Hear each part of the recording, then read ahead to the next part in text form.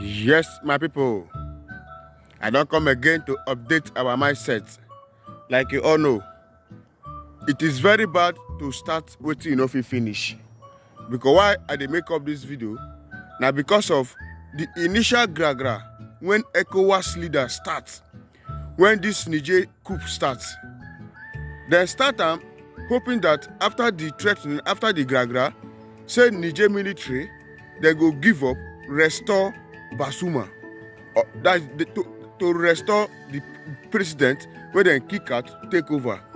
Because had he been the president was doing well, meeting up to his obligations, I don't believe say yes, the military, they go kick him out, take over. Not only say they kick him out, they still keep him for where he belong to up till now.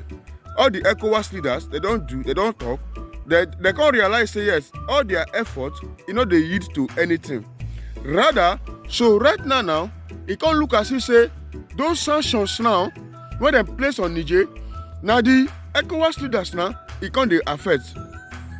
Where are they make up this video or are they bring up this video is because of wetin happen of recent to Baba Tinibu. Wetin happen to them when in they fly the Air Force jet, if they fly the Air Force jet in it, but when in the wetin happen to Baba Tinibu now it make me they bring up this video. Because why? When they come back to Abuja from Europe, now from Europe they move. But when it reach Niger, so right now, it can't look as if say all those sanctions when the ECOWAS leaders when they place on Niger now them it can't they affect. Wahala not too much. Who does that? So right now, Tinibu Airforce jet we're supposed cross Niger back to Nigeria, back to Abuja. Due to the sanctions, you block border between Niger and Nigeria. Then you want use your Air Force jet take pass their airspace. They no agree.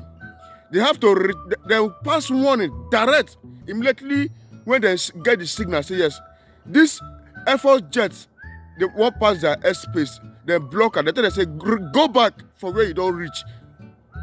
Well, I know too much. Baba Tinibu no get choice. They have to return. Go spend another 2 hours.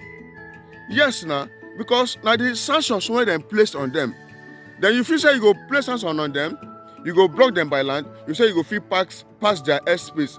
They no green now because now military men, all these military men, they know they hear good, they know they hear come. They all not to just move. They're quick in taking actions.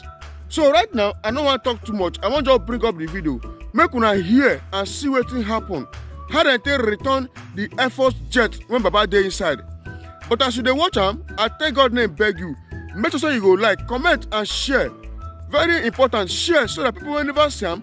They go see what thing they go on between the Niger, ECOWAS leaders and even the France themselves. You go see everything. Thank you. An international event was averted yesterday when a jet carrying Bola Tinubu was chased away from the Nigerian airspace. After spending about 2 weeks abroad, Tinibu was flying home from France, and after they flew over the Algerian airspace and a little bit into the Nigerian airspace, they made a sharp turn to the west, which is very unusual for someone that is heading east.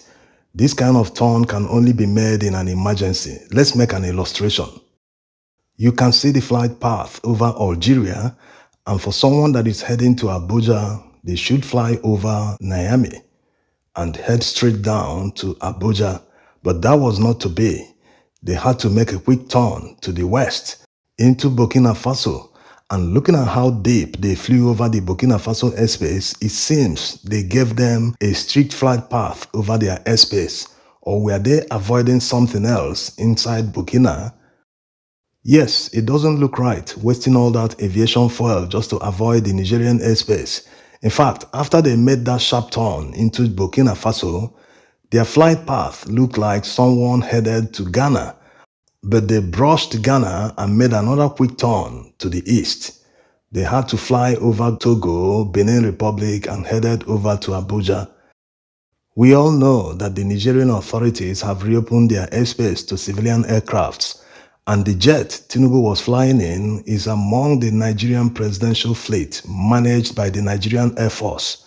So why did they deny him the use of their airspace?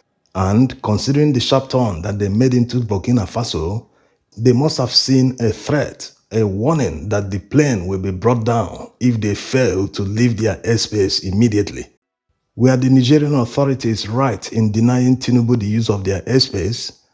Well, the answer is not straightforward. Remember that Tinubu and other ECOWAS leaders threatened Niger with a military intervention. In fact, at the early stages, they gave them an ultimatum of 7 days to restore Bazoum as the elected president of Niger. Otherwise, that they have set up an intervention force that will invade Niger to effect the change. So Niger is anticipating a war between them and ECOWAS leaders because they've not made any other statement to the contrary. Yes, other statements made by ECOWAS that they are pursuing diplomacy and peaceful means to end the deadlock in negotiations in Niger. They always end the statements by reaffirming that military option is still on the table. So technically, Niger is right to anticipate that there will be a future war with ECOWAS since they've not withdrawn that military intervention in any of their statements. And if a country is anticipating a war with another country, they're already technically at war with each other.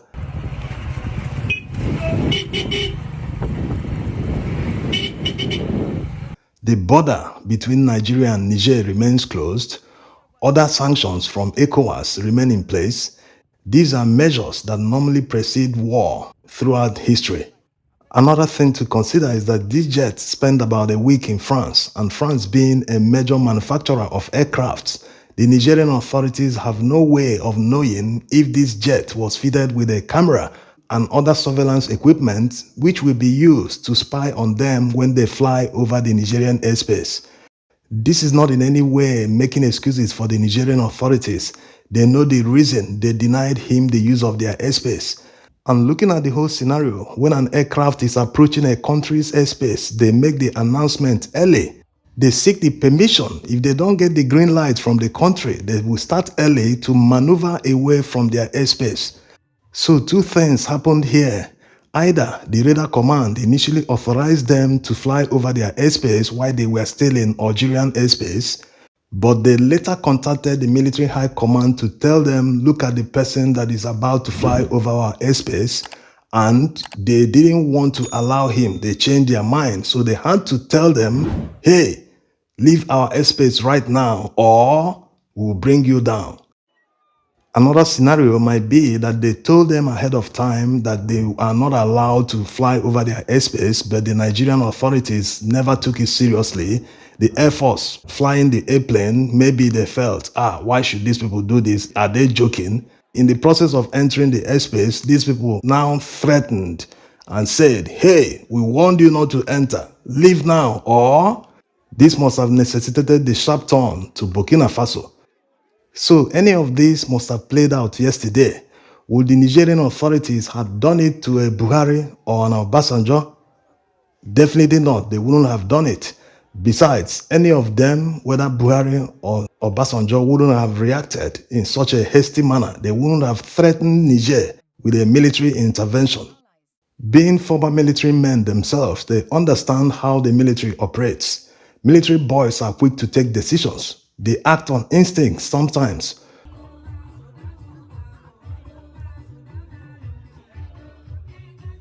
So situations like these need to be approached with caution, not hasty decisions. No matter what is happening, Niger is a neighboring country to Nigeria. Even if an internal conflict breaks out in Niger today, Nigeria will still act as a safe place for many people fleeing the conflict. So ab initio, the reaction of ECOWAS leaders was wrong when the military coup happened in Niger. Military boys only understand force. Remember what happened in Nigeria during the Abacha days. Nigeria was sanctioned by the US, many countries. The Pope came here and begged Abacha to leave power. He refused. Nelson Mandela begged Abacha. He didn't listen. So military boys are always like that. It's not surprising the loudest voices in ECOWAS are people who committed coups in their own country. Alassane Ouattara committed a constitutional coup when he amended their constitution in order to extend his tenure. Not that amendment of a constitution is wrong, but it becomes morally wrong when the incumbent president benefits from the amendment. You are not the only person that can handle the country. No one is indispensable. On Tinibu's side, he did not win election from electoral coup to judicial coup. So it's not surprising that the people who committed these acts are the people leading the opposition to someone else who committed a military coup. So somehow the sanctions placed on Niger by ECOWAS leaders are affecting the ECOWAS leaders themselves. Imagine spending extra 2 hours in the air avoiding Nigerian airspace in a 6-hour journey to Europe on a normal day. Another thing is that the Nigerian Air Force personnel never in their wildest dreams anticipated that the Nigerians will deny them the use of their airspace.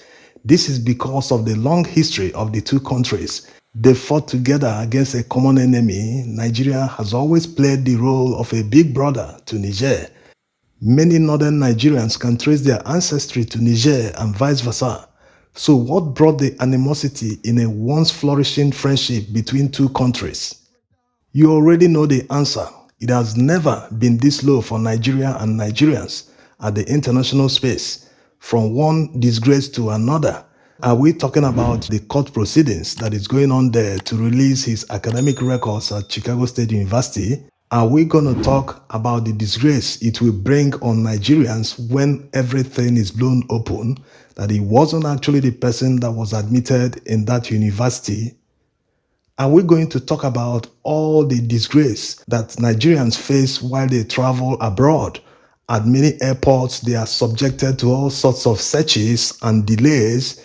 They see their colleagues from other countries being left to pass airports without much problems, but Nigerians are singled out for searches. So the disgrace and the loss of our battered reputation is at its lowest levels right now. No one can change the situation for Nigeria except Nigerians.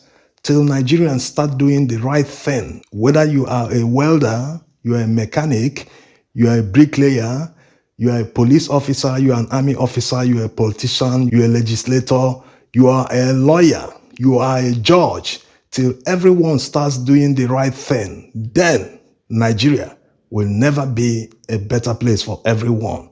Thanks for watching.